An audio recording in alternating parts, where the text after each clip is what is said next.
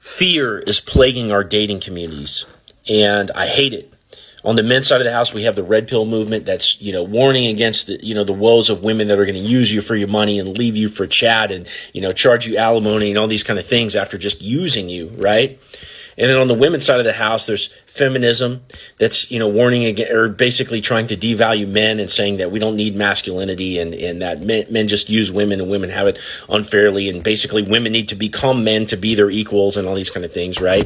And I think that within both of these movements, there's definitely a valid base level philosophy that seeks to help people that have been wronged on both sides of the house. Okay. But what happens is people latch on to these mentalities almost in a way to protect themselves. They're basically going into the fear spectrum away from love, right?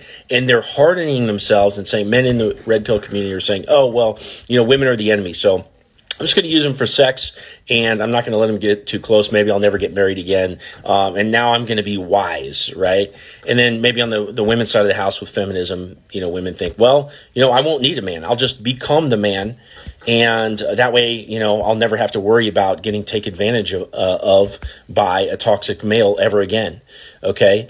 And we all need to be wise to the pitfalls of life here on planet Earth as a human being, right? Because those people are out there. The women that'll use you for your money and leave you for Chad, they're out there. The man that beats his wife, that puts her down and shames her, or comes home from working all day if she's a stay-at-home mom and is like, hey, what have you done all day? Those people are out there, right? And it's selfishness that's causing that. Okay, but if we're staying in fear, you're never gonna thrive. The men that thrive with women. Okay, sorry, red pill guy. I'm a red pill guy too, to some degree. I'm red pill aware.